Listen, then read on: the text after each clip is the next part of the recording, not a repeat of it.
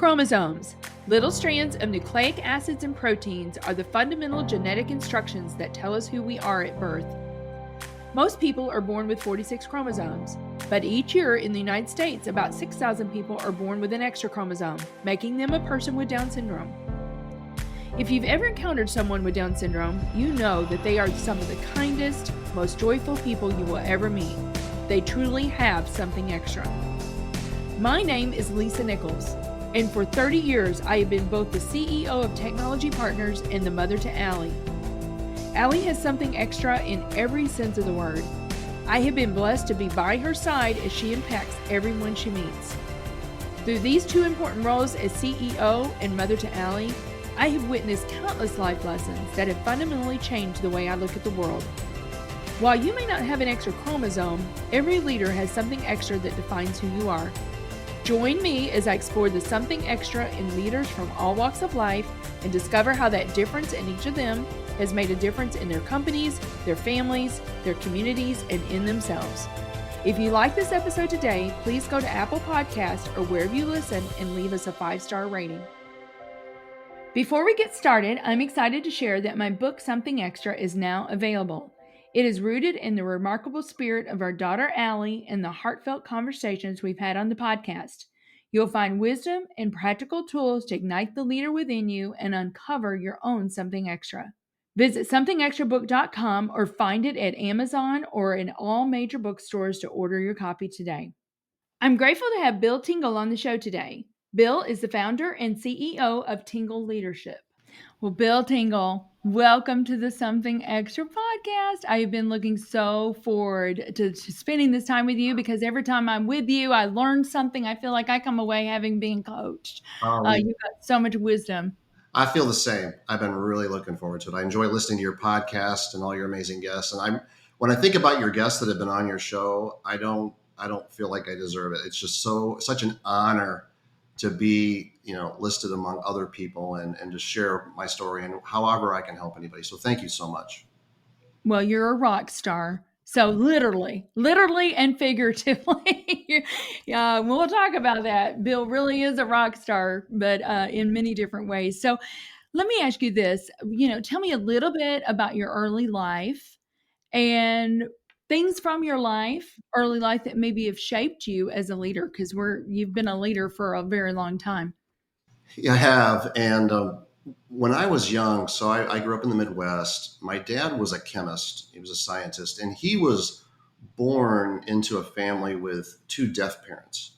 And so he was the oldest child, and he ended up being the leader of the family because, two deaf parents, my grandfather had a very low paying job, and he was really ambitious to go to college and get a degree. And he was very influential early in my life. And one of the early memories I have was with him. He created what would be called a side hustle now. So he created a janitorial business so that in the evenings he could make more money, and he could also give a job to his parents, and they could make actually more money than they were making anywhere else. And very early I began working with him. And he taught me so many things about leadership. And I didn't realize how much he taught me until I started reflecting later as an adult. But just integrity, quality, what it means to satisfy a customer. He used to come along behind me and check my work. And I just learned so much about that.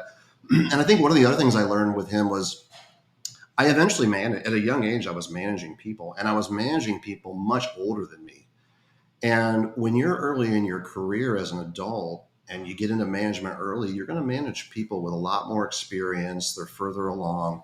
And a lot of people struggle with that, managing people that are further along in their career. And that was huge. So that was really helpful in what's shaping me. And then I think as I grew up, music, I was always the one leading and pulling people together for music, whether it was like for wedding music or, playing out, publicly. So that really shaped me as well. And then, of course, as I got into, and I was going to go into music, and I could hear my dad's voice about, engineering and livelihood versus music. And so through his influence, I actually chose to go to engineering school, be an engineer, and enter the corporate world. And I still have music, and that's one of the things I learned is I'll always have that. But at the end of the day, I'm a leader in technology. Hmm. I love that story. Wow. We have a little family assistant that works for us. And Bill, she's 21 years old. Both of her parents are deaf. And I'm kidding you not, this girl operates like a 40-year-old. But she's had to, right? And so mature. But yeah, I would imagine that is. I love though that creation of the janitorial business. Yeah, I remember when one of the things that I realized early on was I had this like creative, innovative mindset, and I can remember the one of the first jobs my dad gave me as a janitor was, and I probably was 12. I mean, legally, I probably shouldn't have been working, but he gave me money, and it helped pay for musical instruments and things. But I remember one of my jobs was to pick up cigarette butts out of the parking lot. And, I was healthy and young and but I got tired of bending over like to pick up these cigarette butts. And so I went home and I invented this cigarette picker upper. And I got like a broom handle and a nail. And, my dad came down and he's like, "What are you doing?" I'm like, "I'm going to make my job easier." And he just laughed and he helped me, so we created this contraption, and it made it easier, and I actually was able to get a lot more done with it faster. And so it was probably one of the early, like, I got some creative, innovative like spark in me, so we'll see where that goes. That is so cool. That is so good. Well, I know that you have a BS, you have a bachelor's in engineering. You also have some graduate work from WashU, which we all, if you're from St. Louis, wonderful, wonderful university here in St. Louis. But, what drew you?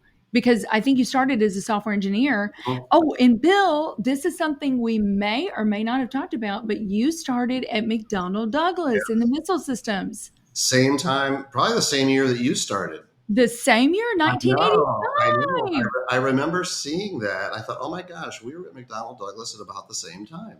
And about the same length of time Yeah. because I left there about 89 and went into corporate sales for another Fortune 500 company. But Greg was there as well. He was a software engineer. And then I was an accountant. I was internal audit and cost accounting and that sort of thing. But what a great place to start, though, right, Bill? Oh yeah. If I think back about that start, I learned so much about quality software, rigor. And, back then, everything had to be done according to a standard, and probably overkill for most commercial applications. But, we were writing software for cruise missiles, and the cruise missile has to hit the target. Yes. And one of the engineering challenges, without getting too technical, was that it was real time software. And so when you think of like programs, there's all these little programs that run to take data from the atmosphere and to control the wings and the surfaces and how high you are and such. And every little program has to run within a certain amount of time. So like one little program had to run in 100 milliseconds. And I really learned about constraints, limitations, precisions, and really innovation, how to make it work within the constraints. I kind of joke to people I was a rocket scientist, and I didn't write the math, but I programmed the math. And so Right. I learned a lot about the importance of the details and testing and getting it right, and that was really good. But I think ultimately I craved business world. In fact, after a couple of years at McDonnell Douglas, I thought, I'd really like to go on the business side. And I think back then it was called data processing, or it wasn't called IT back then. And I didn't have the skills. I didn't know COBOL. And so I couldn't do that. But I started really getting this craving to move to commercial IT. And so then I Mhm. started kind of aiming in that direction and heading down that path. Yeah, very good, very good. Well, you've worked in avionics, missiles, logistics, because you had a 20 plus year illustrious career in enterprise, lots of different places. But what is the common thread? Is there a common thread, Bill, that you kind of saw through all of those that you've been able to take into every role? For me, the common thread is anticipating what's coming and wanting to be part of that. And so I think early on, I was always nervous about being in a job where I wouldn't be able to do new things. I'd have to do the same thing. And I think some people like that. They like the stability of maintaining software or just being in a cycle. But I've always, in fact, I've had a lot of jobs since my childhood, and I think it's always the curiosity about what can be done next, what's coming. And I think one of my biggest strengths was anticipating what's coming and looking for ways to enable the business through what's coming. And in some cases you have to look at, is it feasible yet? But Yes. especially when I was at Enterprise, I was always number one, trying to make sure I understood the business, understand the customer experience, understand how the business works, how does the business make money, and then looking at all the technologies that are not just with us but that are coming, and how can we increase the value of what we're doing, increase and really address the goals and mission of the company through technology. And so that's sort of the common thread, is always looking for that. Yeah, well, that is a critical skill, being able to look around the bend, right? And that's where you really move more into strategic role Yeah, than just execution, right? yeah, So having a seat at the table. Well, I know that you spent 20 years at Enterprise. Do you have one big takeaway? And then I want to talk about pods. I want to spend just a little bit of time on each of those. yeah. Is there a big takeaway? I think probably the biggest takeaway, and it's so simple, but it's also so powerful. And it's something that Jack Taylor said. And if you worked at Enterprise, or this, is that take really good care of your customer, take really good care of your employees, and everything takes care of itself. The profits will come. And I think there's so many companies, especially public companies, they're chasing profit. There's all this pressure on the quarterly earnings. And I think one of the things I really enjoyed about Enterprise as a privately held company, it was like, let's just do the right things and everything will take care of itself. And you see that's played out for them even into this day. Yeah. I love Jack Taylor and Andy Taylor. I still quote Andy Taylor on certain things, but when Greg and I started Technology Partners 31 years ago, Bill, that was our philosophy. We said if we take good care of our people will take care of our customers, and then our success will follow. And it needs to be in that order, right? It Yeah. really does. So empowering your people, taking good care of them, and then they're going to take care of the customer. So I love that. Well, you were the CIO at Pods. Was there a transformation that you led the company through that you're really proud of, or what were some of your big accomplishments when you were at Pods? Yeah, I think one of the things is the IT culture. I think would be one, which it's not a business transformation; it was a culture transformation. And Hmm. so, if it's okay to talk about that, and then we can certainly talk about the business. But I think Yeah. if you don't have an effective culture, it's hard to do anything else. If you've got people that aren't getting along, or they're infighting, or because what was happening, and I think this is fairly common in many companies, is that everybody cares about what they do, but if they don't see how they're aligned around the bigger purpose, Yes. there can be finger pointing and infighting, and withholding information, and that's not just at Pod. That's really everywhere. Depending on where you look, it can be the case. Absolutely. And so one of the first things that we did is we said, we are one team. I don't care which area, within the IT organization, we are one team. And we even had a couple of guys, they came up with a mantra: one team, one fight. And that became sort of our tagline. And we went from a place where, quite frankly, a lot of people in the community, the IT professionals, didn't want to come there. And, because there was, sort of the word on the street. Hmm. And, in relatively short order, it was a place that everybody was trying to get in. Everybody wanted to come. And Oh, and we were doing a lot we did a lot with introducing agile, Scrum, um, uh, to DevOps. We had brought on Bill Bensing, who was from St. Louis. He's down in Florida now, and just brilliant technology professional.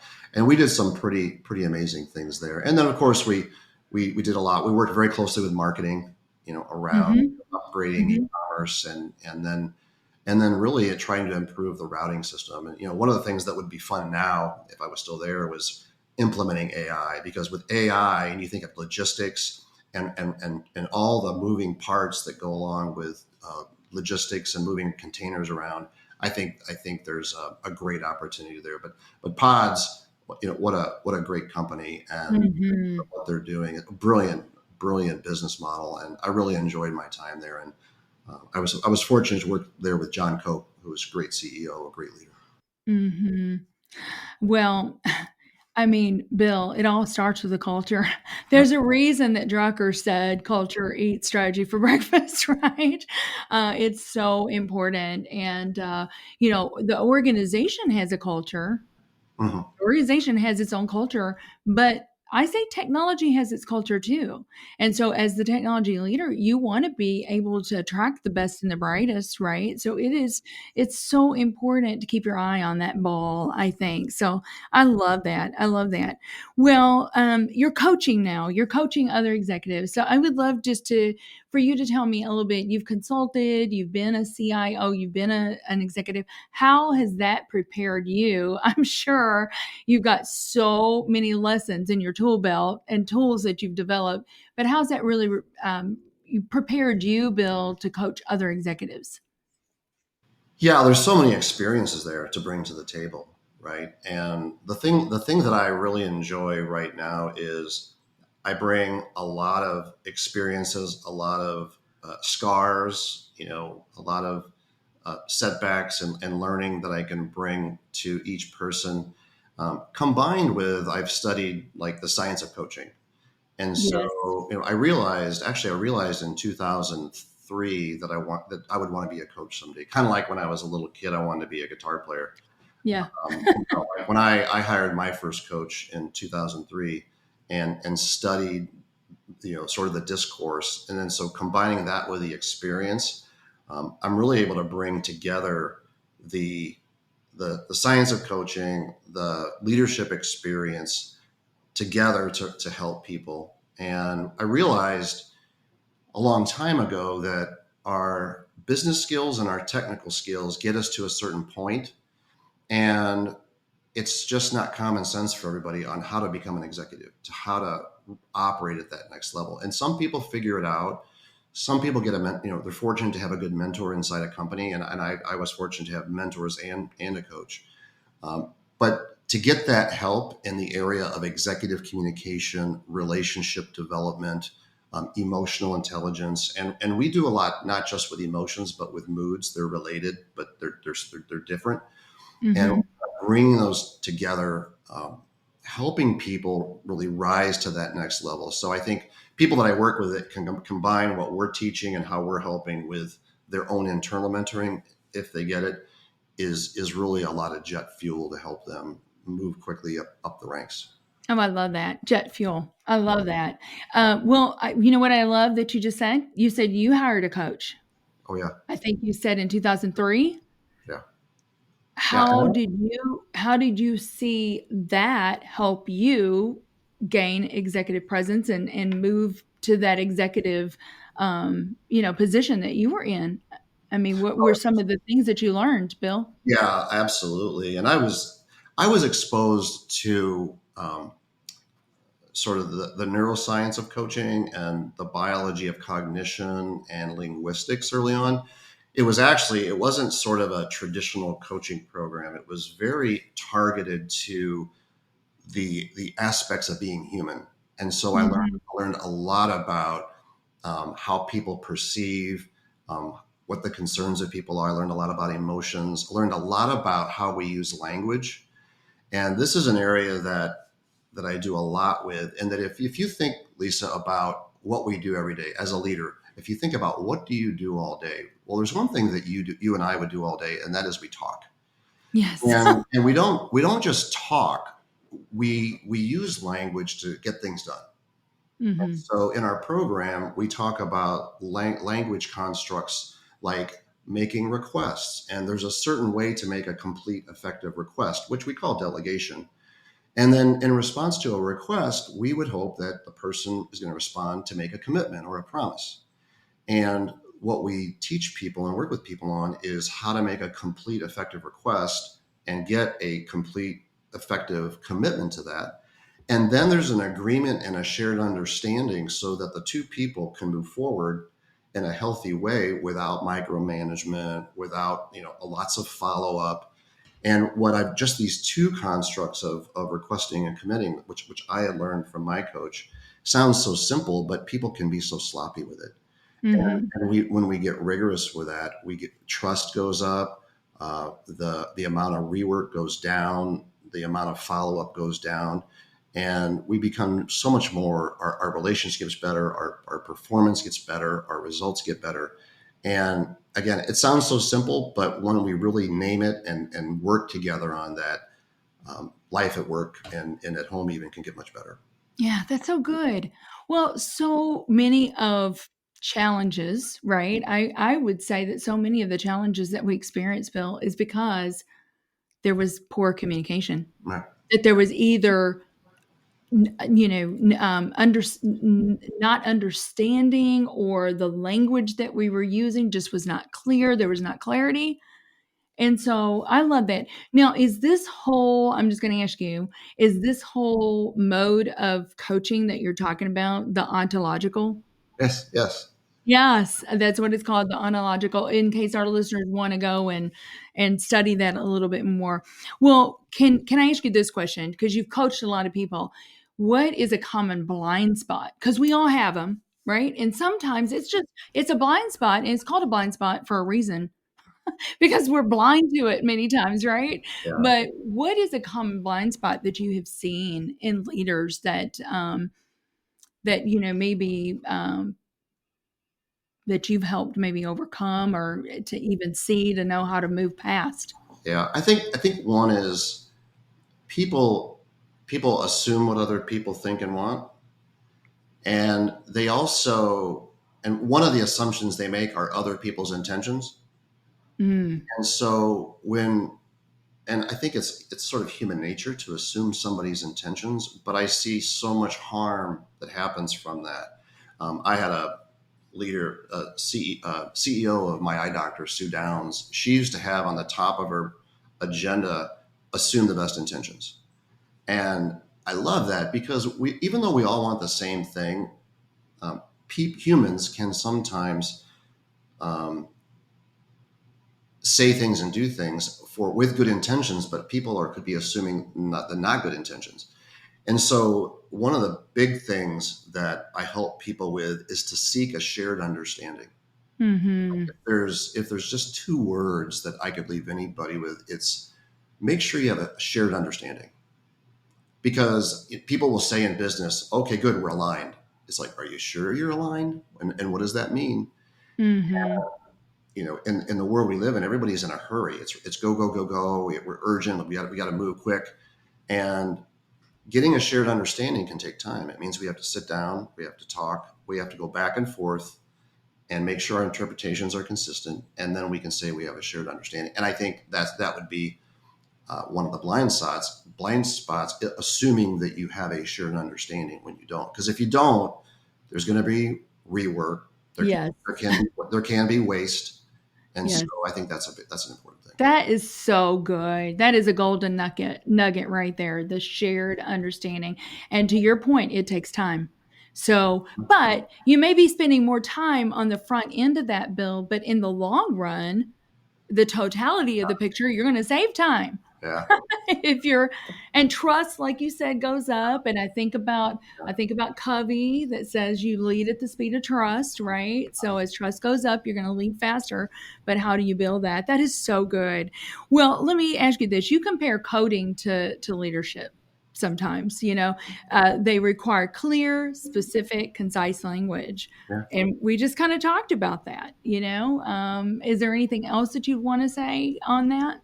Well, one thing that I would say is I don't think most people understand the power of language. and we can make it simple. There's only, like, if I followed you around all day, Lisa, and I said, what are the different structures that Lisa uses as a leader? Well, she makes declarations. We're going to go here. We're going to do that. I'm going to write a book. We're going to go into this market. We're going to start selling this. And language is generative. It's creative. If you think in the beginning was the word, and the word, it's like everything is created with the word. We create everything with language. Mm-hmm. And so I think that's one of the things. And then we make judgments with language. We make assessments. And a lot of times people make judgments and assessments, but there's no evidence, there's no grounding. And so one of the other things we teach is grounding whatever assessment you make with assertions, with evidence, so that we can believe that we have the truth as good as we know it. And I've just, in business, so many people make ungrounded assessments, and it can break trust. It can cause problems. And so there's other things, but those are the two I would highlight. Oh, that's so good. Well, I've got so many more questions for you, Bill, but we need to take a quick break, and we'll be right back with Bill Tingle on the Something Extra podcast. Hey there. In a challenging business climate like this, savvy leaders look to technology to find an edge. This can mean the difference between staying ahead of the curve or playing catch-up. It's time to collaborate with the highly skilled experts at Technology Partners. Our team of technologists draws upon decades of experience for your project, with each bringing a passion for solving problems and a track record of success. How can we help you overcome your biggest technology challenges? Visit technologypartners.net to book a free consultation with one of our leaders. Welcome back, everyone, to the Something Extra podcast with my friend Bill Tingle. So, Bill, what I hear, the buzzword that is on everybody's lips today is AI. Yes. So tell me what you think about AI.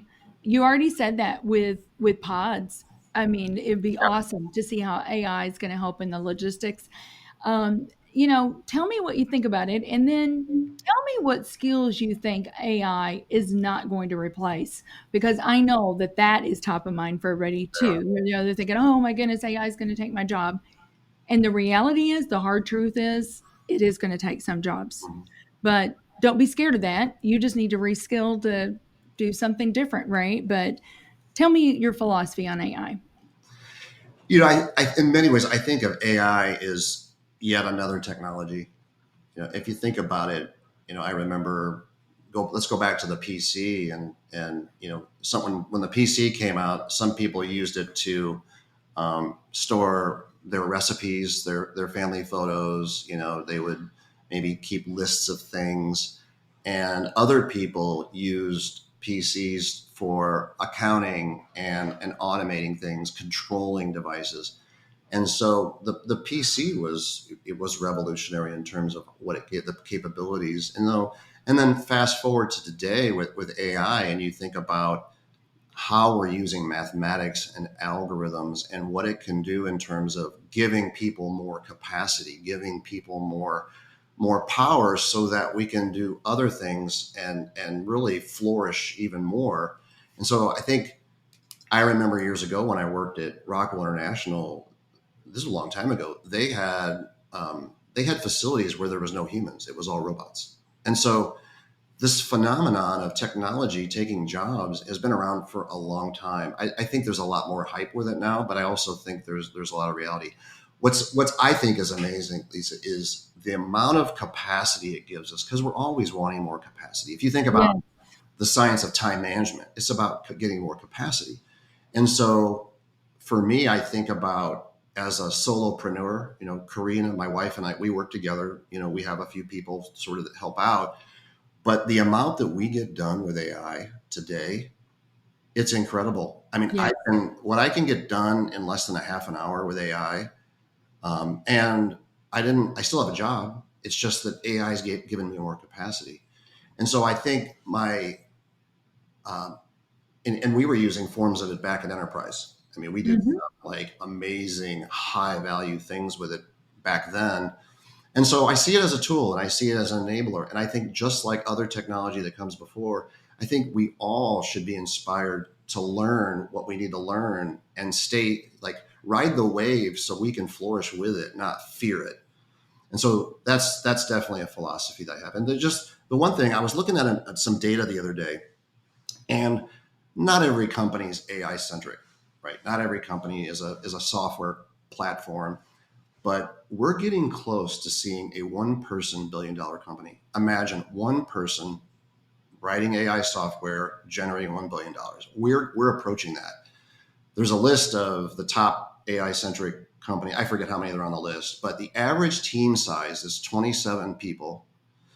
The average revenue for a 30, like let's take Telegram, the software company. There's 30 employees. They're generating $1 billion a year, and the average revenue per employee is 2.5 million. And there'll always be larger corporations where that doesn't apply. But what that signals to me is the power of it and how we all need to be aware of that power. And even if we're working in a major corporation, how do we work together to get more capacity, to keep learning, to keep growing, to keep innovating? And if we don't fear it, but we embrace it and grow with it, I mean, it can be a lot of fun. And we can have a lot of fun in this time we have to have a career. Yeah. Oh my goodness. I loved everything you said. Here's the word that I kept hearing. So, listeners, more capacity. Capacity. Mm-hmm. And who does not want more time in their day? Mm-hmm. Right? Bill, I mean, I hear that from people all the time. Oh my goodness, I just need more time. Well, this is a way that you can get more time. The other thing I love, and I'm thinking it's a great book title for you. Can I use it? Flourish, not fear. Flourish, like not that. fear. Yeah, or flourish over fear. You could say, I'm just giving you an idea. Flourish, line, fear. Flourish over fear. So there you go. There you go. Get to work. Get to work, Bill. Thank you for that. Thank you for that gift. I'm just going to tell our listeners, I'm just going to encourage our listeners. I don't want to tell, I want to encourage them. Speaking of the art of language, Bill puts awesome stuff out on LinkedIn. Go follow him. I love reading your posts and your blogs and that you put out there, Bill. But you and your wife, you call yourself digital nomads, and I love this. Your lifestyle. You kind of travel around different places, and we were so blessed to have you. Are you in St. Louis right now? Yes. Or where you are? Okay, because in August you were in St. Louis, and you and I were on a panel together. But tell me, what has this taught you about leadership, Bill? Oh boy, so much. I mean, it's been 2 months now, and it's been way more fulfilling and enjoyable in 2 months than I thought it was going to be. And the only downside is I can't be guaranteed the kind of office that I want. At home I had a very comfortable office, but it's taught me a lot about. Probably the first thing that comes to mind, Lisa, is asking for help. I think so many of us, we grow up in a culture where we need to be independent. It's not okay to ask for help, or we don't, or we're scolded for asking for help. You think about school, do your work, get your work done, don't look on Susie's paper, or, and clearly cheating's not acceptable, but, right. asking for help, because, we're going into a new area, we're planning, we're asking people for, asking for directions, and so I've learned, to ask more. And if we don't get help, we're not going to flourish as more. We're not going to have as good of a life. I remember watching a video years ago, and Jack Welch was talking about the help that he gets. And I think that was one of the first times I'm like, oh my gosh, yeah, I need to, everybody's helping each other, and make sure you ask. So that was a big thing. I think planning, really planning, because if you're leaving a home and everything you have is in your car, and you're not going back for a while, making sure you really thought things through and planning. And I tell you what, my wife, Karina, she's a masterful project manager. Like she had even from the point of selling things, to storing, and we gave a lot of stuff away. So it Mm-hmm. was a great opportunity to get, and she had like, a lot of things people wanted to have. Like we just gave so much away, which was, that felt really nice to help other people in that regard. But just the planning and making sure everything. And the last thing I would say is the thing that we both enjoy the most is when we live in a home for a long time, same city, driving the same place, everything becomes automatic. Yes. When you go into a new area, you have to be very aware, conscious. You're thinking, you're using your brain a lot more. And as you know, I've always thought as I age, I want to use my brain more and more, not less and less. And Mm-hmm. so I think those are some things that come to mind. That is so good. I've never thought about that before, but when you are in one place, you're a little bit on autopilot sometimes. And sometimes we need to take ourselves off of autopilot, right, Bill? I love that because you probably have new creative ideas and all sorts of things. Goodness gracious.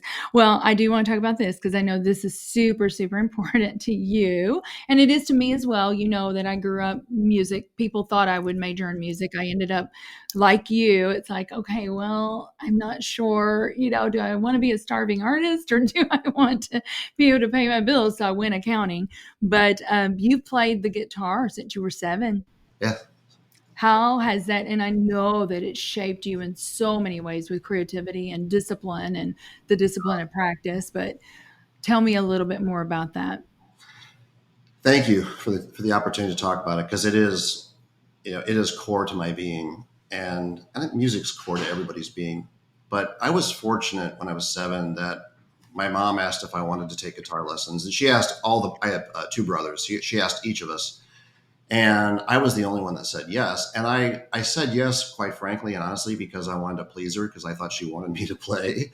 And, Oh, but secondly, my grandfather played. Like my grandfather would play and sing on the radio. In fact, he would sing country western music and he would yodel, and I loved hearing, because he had this big voice. I loved hearing him. So I was really inspired.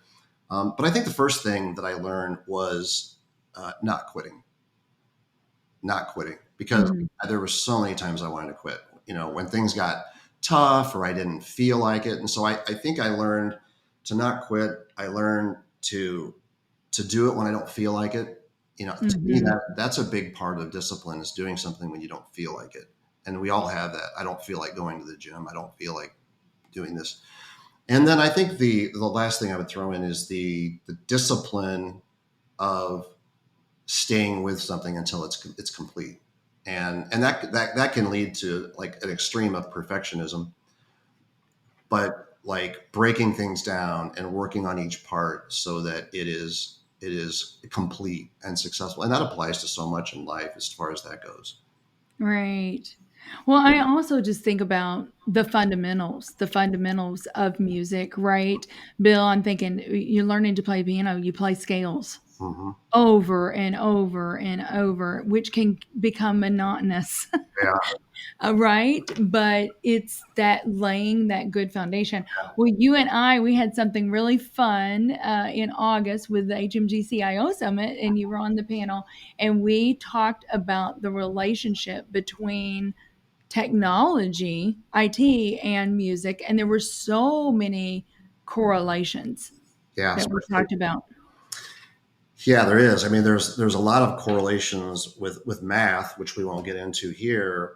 But if you think about all of the technology computers that are used in the music world, it's because they're both math based. If you think Hmm. about frequency and amplitude of volume, and so there's that correlation. But I learned early on how to coordinate with other people.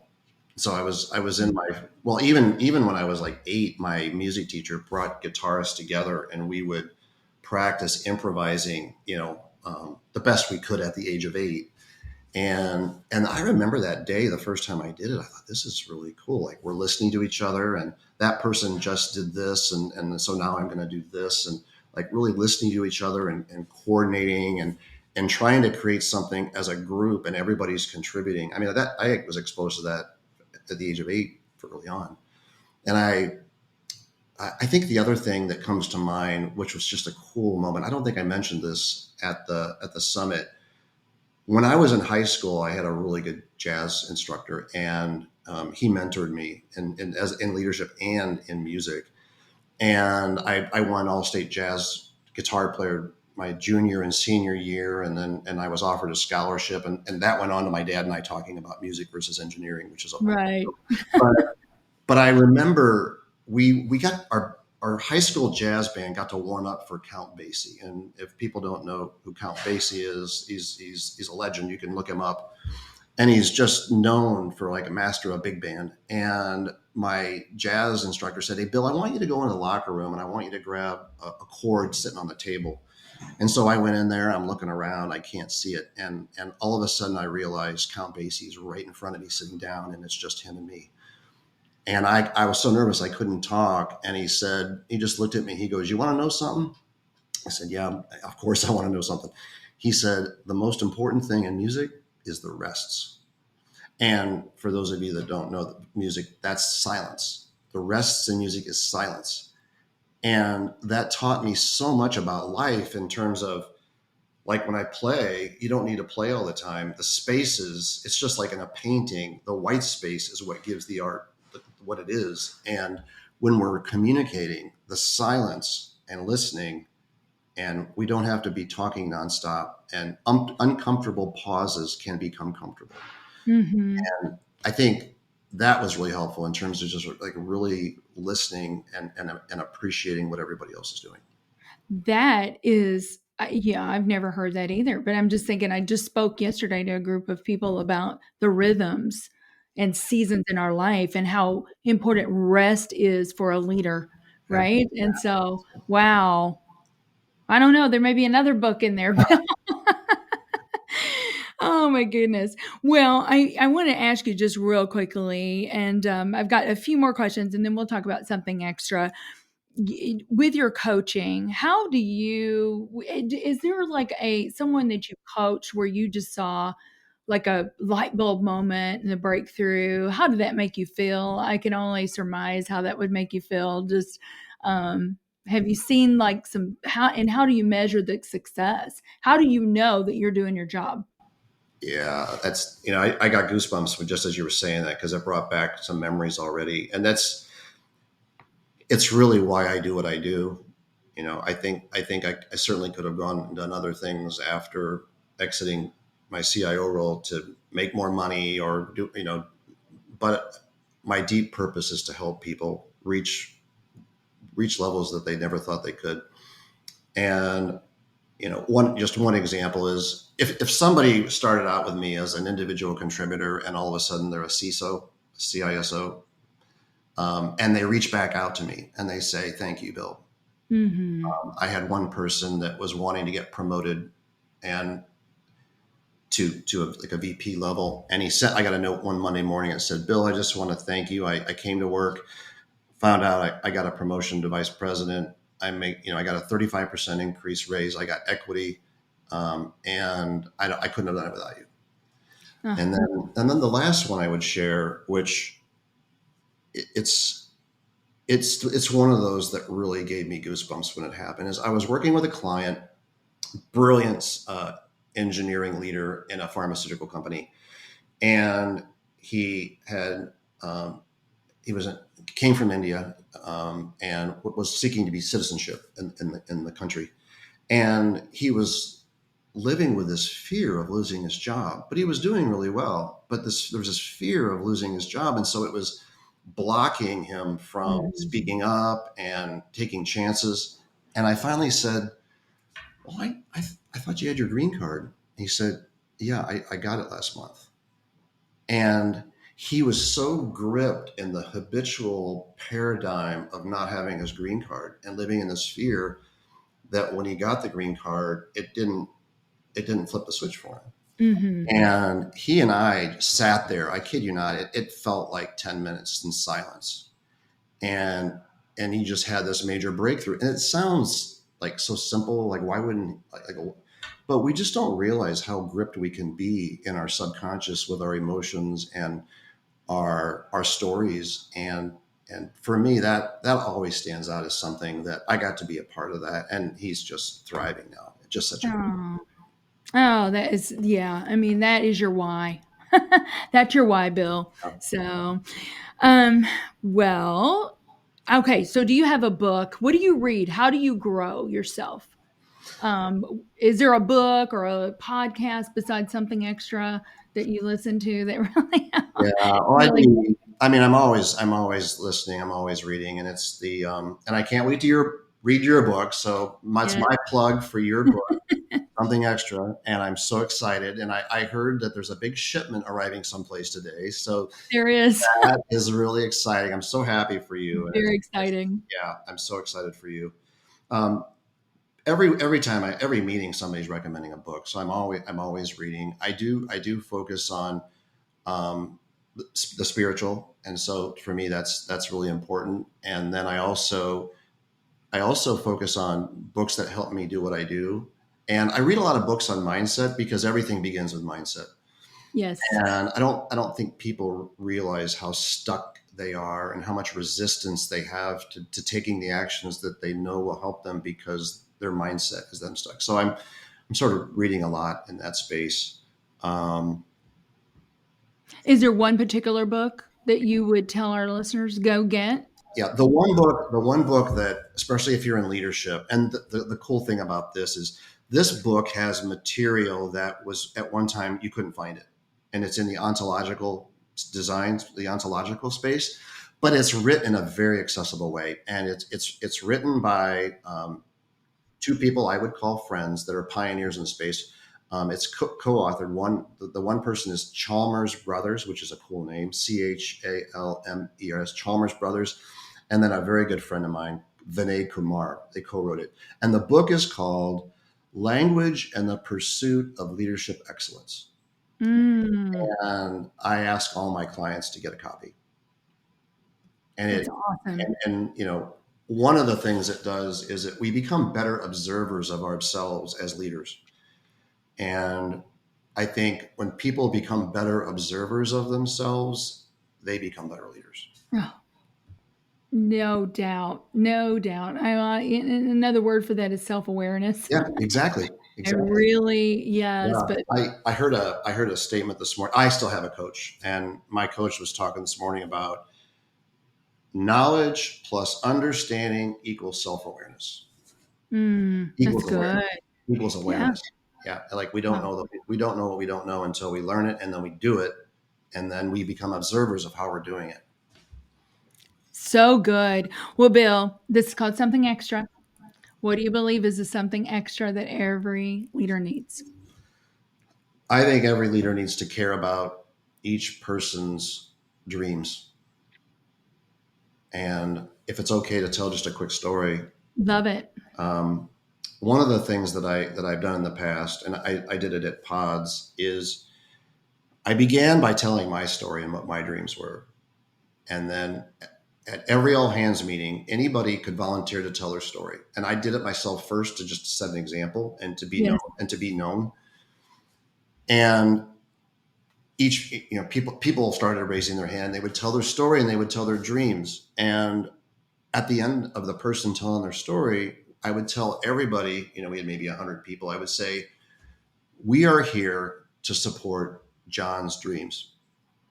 And if we mess up John at work, we're messing up his dream.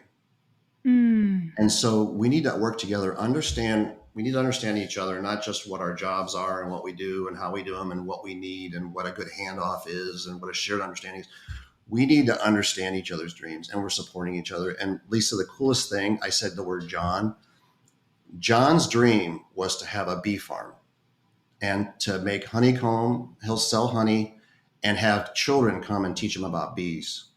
And he left, and that's what he's doing. oh, I love that. Yeah. Is he here in Missouri? No, Because we love honey. he's in Florida. He's in Florida. Okay. In fact, when that's going to be part of our digital nomad, we're going to stop and see his bees. Yeah. Yay. Oh, gosh. Wow. So you're a dream maker too. Or the people you encourage other people to help other people, Think about why do we work? because we all have dreams. Dreams. And Mhm. doing our work can be joyful and fun and fulfilling, part of the dream, but we all have a dream. If you have somebody, Absolutely. people say, well, if I won the lottery, I would do this. Well, that's what the dream is. Mm-hmm. Mm-hmm. Yeah. Bill, oh my goodness. I think I could talk to you for Likewise. 10 hours. But I know that this is going to help our listeners. Thank you so, so much for making the time to be on the show today. And yeah, I just appreciate your friendship for a long time now. Yeah. We've been friends. Likewise, Lisa, and I just want to thank you. And the one thing I would say is I really admire and appreciate and respect your role model as a leader, as a mother, as a wife, a community member. And when I see you and Greg together and what you're both doing as a couple and the road you've been down in your whole life, it's a real treasure to know you two and be called your friend. Oh, thank you so much. Thank you for that. Well, have a great rest of the day, Bill. Okay, you too. Thank you for listening to today's show. Something Extra with Lisa Nichols is a Technology Partners production. Copyright Technology Partners, Inc., 2019. For show notes or to reach Lisa, visit tpi.co/podcast. Don't forget to leave a review on Apple Podcasts, Google Play, or wherever you listen.